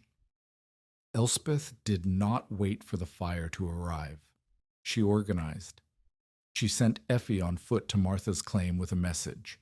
Bring every blanket, wet them in the creek, and come to the sod house. She hitched the goat inside the entrance passage and dragged every loose piece of cloth, hay, and combustible material away from the house walls. She capped the chimney opening with a flat stone and sealed the air gap with a sod block. The stove would not draw, but a stray ember pulled into the flue could ignite the interior brush layer. Ewan arrived from the north, where he had seen the smoke from 3 miles away. He did not ask what to do. He looked at Elspeth and said, "Where do you need me?" "Plow a fire break, 60 yards south. Use Martha's ox if she brings it." He went. Martha arrived 20 minutes later with the ox, 4 children, and an armload of wet quilts. Ewan drove the plow in a ragged line across the prairie, while Martha's eldest son followed behind, kicking apart the turned sod to widen the bare strip. The break was not elegant. It did not need to be. It needed to be dirt where the fire expected grass. Elspeth stationed wet blankets over every door, the sod house, Martha's cellar, and the school shelter. She drove the livestock into the bare earth yard between the house and the diversion trench, where no grass grew because Elspeth had scraped it clean each spring to prevent exactly this. She assigned Martha's 2 middle children to watch for embers on the roof edges and beat them out with dampened burlap. The fire reached the fire break at 4:30 in the afternoon. It consumed the grass to the south in a roaring advance that sounded like a river in flood, a constant, sourceless noise that pressed against the chest. Sparks rose 50 feet and sailed over the break. Most landed on bare dirt or green garden soil. 3 landed on the school shelter's exposed eave. Martha's eldest beat them dead with a wet quilt before the brush beneath could catch. The fire break held. The main front split around the plowed line and raced east and west, burning itself out against the coulee's wet banks on one side and a harvested wheat field on the other. But Bale's frame granary sat 200 yards east of the break, outside the zone Elspeth had defended. It held 800 bushels of wheat, his account books, and a stack of lumber he had purchased to control the local supply. The granary caught from a wind-borne ember that entered through a gap in the roof boards. Smoke appeared at the peak. Within 10 minutes, flames stood in the windows. The wheat fed the fire from inside, and the lumber stacked against the west wall became a secondary source that turned the building into a column of heat visible from Martha's claim. Bale arrived on horseback, carrying his account books, the only things he had managed to pull from the granary before the floor gave way. His face was black with smoke. His coat was singed at the shoulder. He dismounted in Elspeth's yard and looked at the sod house, the intact cellar, the 11 people sheltered in the structures he had called unlivable, and he said, "Let me in." Elspeth opened the door. She did not bargain. She did not mention the relinquishment form, the reserved beam, the blocked stovepipe, or the land office petition. She let the man who had tried to take her claim walk into the room that proved him wrong, and she gave him water and a place to sit beside the stove he had tried to prevent her from venting. 11 people filled the sod house and the adjoining cellar that evening. The air inside was close and warm. Children slept on the floor. The goat stood in the passage. Martha fed the stove while Elspeth walked the perimeter outside, checking the roof edges for lingering embers and testing the chimney cap. Ewan did not assume command during the fire. He had not organized the defense, chosen the fire break line, assigned the blanket stations, or decided which structures to protect. Elspeth had done all of it, and Ewan had followed her orders without hesitation, not because she outranked him, but because she knew the ground, the buildings, and the threat better than anyone present. Their relationship shifted that evening from a man's protective concern to something closer to partnership between equals who trusted each other's judgment under pressure. After the fire, after the families returned to their claims, and the smoke settled into a haze that lingered for 3 days, Martha's husband found something in the ashes of Bale's granary. The account books Bale had saved were not the only records that survived. A tin box in the granary's stone foundation, intended to protect deeds and correspondence from exactly this kind of disaster, had held through the flames. Inside it, scorched but legible, lay Bale's correspondence with his brother-in-law. The letters documented in Bale's own handwriting the plan to force Elspeth's abandonment, the reserved beam, the block transport, the delayed stovepipe, the specific instruction to buy surrounding hay and timber to isolate the claim economically. Martha's husband brought the letters to Elspeth. She read them at the table inside the sod house, by lamplight, with the auger hanging on its peg beside her and the thread crossing the room above her head. The letters confirmed everything she had suspected and nothing she could have proved. Bale had not merely doubted her. He had engineered her failure, and he had documented the engineering in his own hand because he never imagined a grass fire would crack open his strongbox and deliver the evidence to the woman he had tried to destroy. Elspeth folded the letters and placed them inside Call's ledger. She did not yet know what she would do with them. Revenge was available. Ruin was possible, but she sat in a room that existed because she had refused to let other people's plans determine her future, and she was not inclined to let Bale's plans determine her next decision either. Outside, the first frost of autumn settled across the burned prairie. Inside, the stove ticked. Effie slept. The thread held its mark, and the letters waited in the ledger like a debt that had not yet decided what currency it preferred. Elspeth waited 3 weeks before using the letters. She did not wait because she was uncertain. She waited because she wanted Bale to live inside the silence, to walk past the burned foundation of his granary each morning, to sit in the room she had opened to him each night in his memory, and to wonder whether the woman he had tried to destroy had found the evidence he had stored 6 inches from his wheat. On a Tuesday in late October, she walked to the Arkwright Land and Grain Company office in St. Thomas and placed the scorched letters on Bale's desk. Bale looked at them. He did not touch them. He recognized his own handwriting through the brown burn marks, and his face performed a calculation that Elspeth watched with the same attention she gave a thread stretched across a ridgepole, measuring the distance between what the man wanted to say and what the evidence allowed. "Where did you find these?" Bale asked. "Your foundation box survived the fire. Your correspondence did not survive your foundation box." Bale sat behind the desk. His hands lay flat on the surface. The office was empty, except for the 2 of them and a clerk in the back room who had stopped writing the moment Elspeth entered. "What do you want?" Bale said. Elspeth did not want his ruin. She had considered it. She had imagined presenting the letters to the land office, to the newspaper, to the gathered customers at the general store. The story would destroy Bale's reputation. It might cost him his position. It would certainly expose his brother-in-law's claim as fraudulent and trigger an investigation that could unravel years of the Arkwright Company's land dealings across the county. She did not want any of it. She wanted three things. Withdraw the land challenge, Elspeth said, formally, in writing, filed with the land office before the end of the month.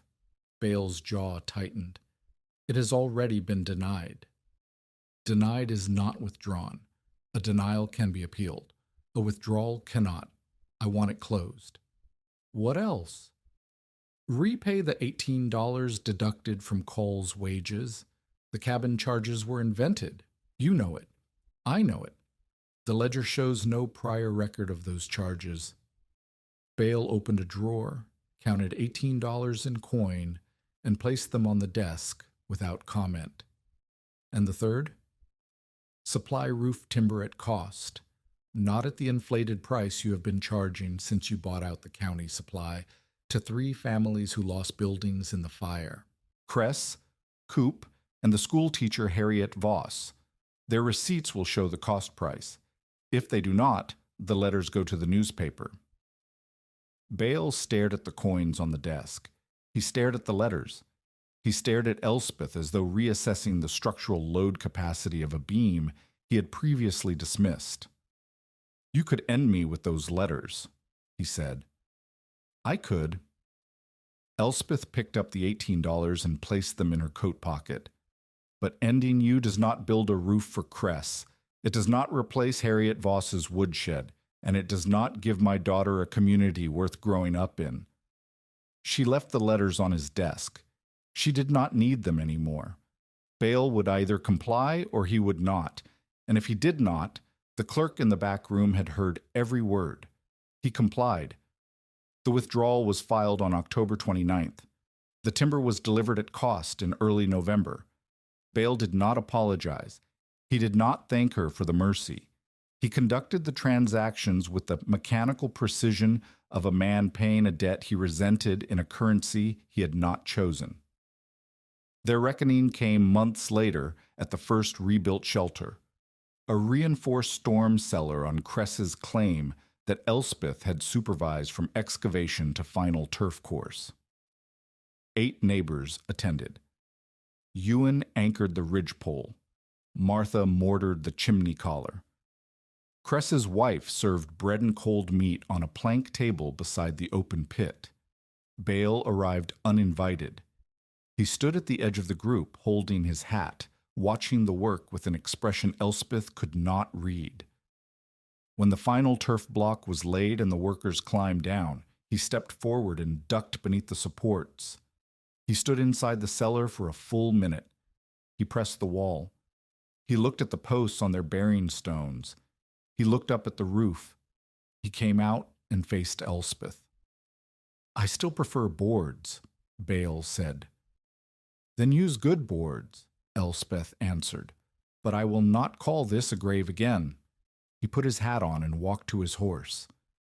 The exchange lasted less than 30 seconds. It contained no warmth, no contrition, no narrative of redemption. It was a man acknowledging, in the smallest possible words, that he had been wrong about a thing he had tried to destroy, and that the thing still stood while his granary did not. Martha caught Elspeth's eye across the cellar pit.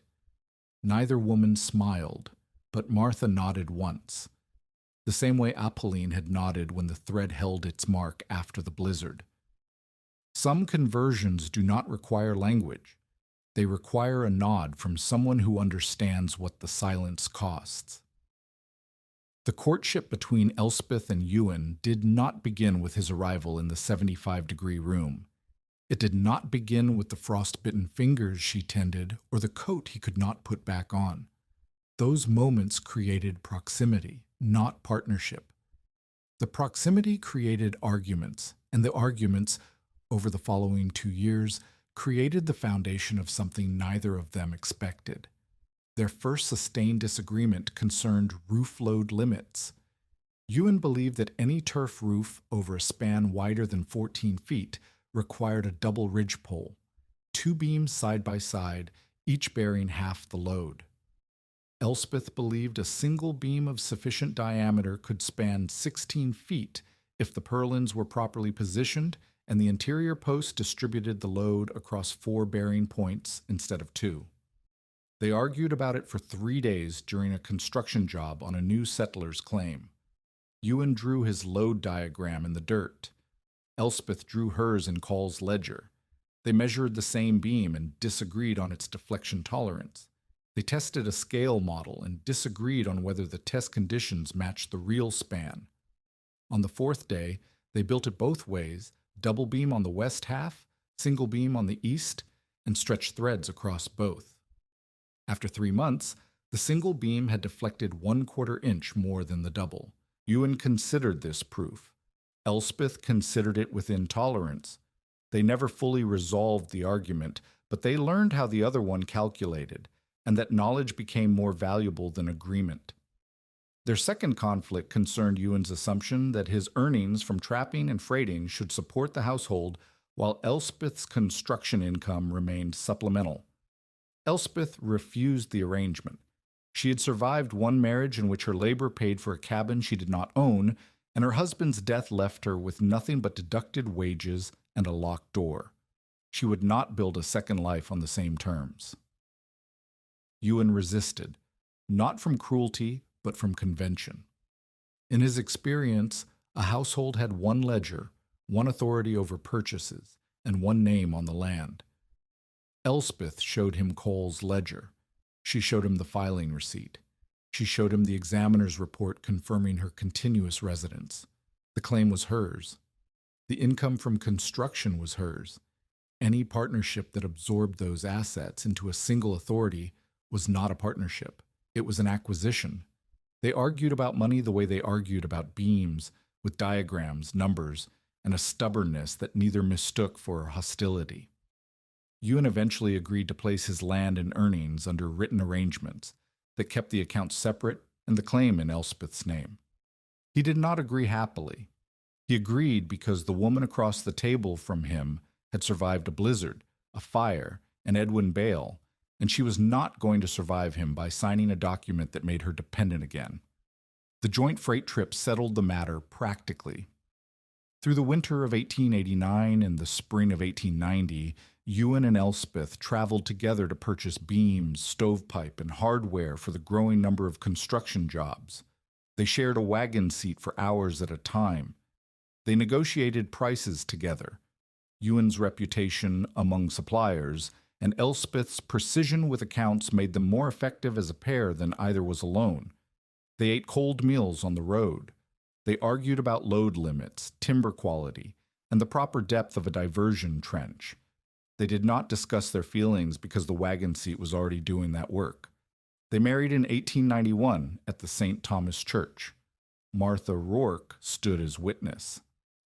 Ewan moved on to Elspeth's claim and built his workshop beside the sod house.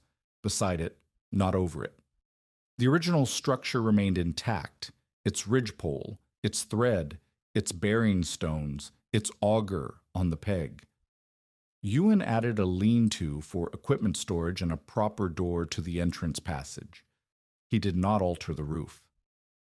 Within the year, Elspeth was pregnant with their first child, a boy born in the sod house in January 1892, delivered by Martha because Dr. Morrow's buggy could not cross the drifted Cooley Road.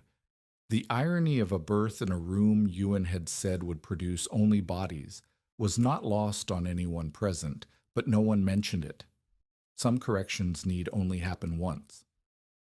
By 1893, the district had changed shape around the claim Bale had tried to take.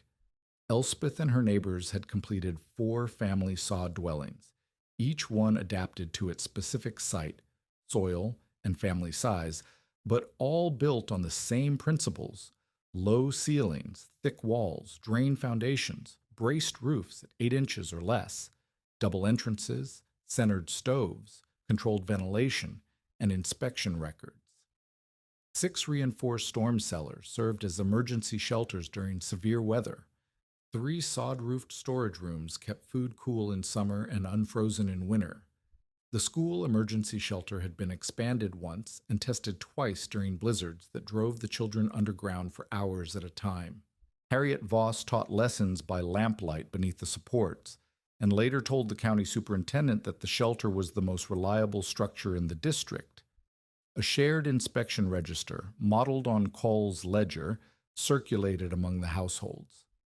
Each autumn, families recorded roof movement, leak locations, post condition, trench capacity, and fuel stores. The register was not a bureaucratic invention. It was Elspeth's insistence that measurement mattered more than hope, extended from a single ledger to a community practice. These figures represented fictional community outcomes, not a documented regional movement. But the principles beneath them were sound, and the fact that they emerged from one woman's refusal to sign a relinquishment form was the kind of truth that did not require historical verification to feel real. Each autumn, the households exchanged labor for one roof checking day. Adults walked the perimeters, poured water on slopes, struck posts with the backs of their axes, and reworked clay seams that the summer had cracked. Children crawled beneath supports with lanterns and called out what they saw: thread positions, stone shifts, brush rot, while Elspeth stood above with the auger and marked the ledger. Effie, now 11, led the children's inspection team. She could read a thread deviation of a 16th of an inch by eye. She could identify a rotten brush bundle by smell before it showed on the surface. She carried Call's ledger during the inspections and recorded each finding in handwriting that grew steadier every year, filling the same book that had once held her dead father's wage deductions. The first sod dwelling, the 12 by 14-foot room that had held 75 degrees while the children's blizzard tried to erase every structure on the open prairie, eventually became a dairy room and winter workshop. Elspeth and Ewan built a larger frame house 30 feet north of it in 1894, using boards that Elspeth paid for with construction income and timber that Ewan hauled from a supplier Bale no longer controlled. They did not tear down the sod house. They preserved its roof supports, its chimney collar, and its bearing stones. The thread still crossed the room from post to wall. The auger still hung from its peg. The entrance passage still held the double doors. The room had become too small for a growing family, but it had not become too small to remember what it had cost to build. Elspeth received patent to the land after the required 5-year residence period. The document confirmed what the land office examiner had already verified: continuous occupation, genuine improvement, and a dwelling that satisfied every requirement the law imposed. Across the territory, only about 40% of homesteaders who filed claims completed the requirements to prove up. The rest abandoned their land, sold their relinquishments, or simply disappeared into the towns and cities that offered wages without 5-year commitments. That Elspeth finished was not a miracle. It was the product of $31.40. A grandmother's candle, a mentor's auger, and the inability to afford failure. The compressed years passed the way compressed years do on a working claim, not in dramatic arcs, but in the accumulation of seasons, repairs, births, and small emergencies that did not warrant their own stories. Elspeth and Ewan's second child, a daughter, was born in 1894 in the new frame house. Their third, a boy, arrived in 1896. Ewan's trapping income declined as the fur trade contracted, and he shifted fully into freighting and construction labor, working alongside Elspeth on builds that now extended to claims 20 miles from St. Thomas. Elspeth trained local women to keep building accounts, not because she believed women should handle money and men should not, but because she had watched too many households lose track of their fuel stores, their repair costs, and their inspection schedules when the records lived only in one person's memory. A written number survived the person who wrote it. A remembered number died when they forgot. Apolline sent one letter from Kildonan in the spring of 1890.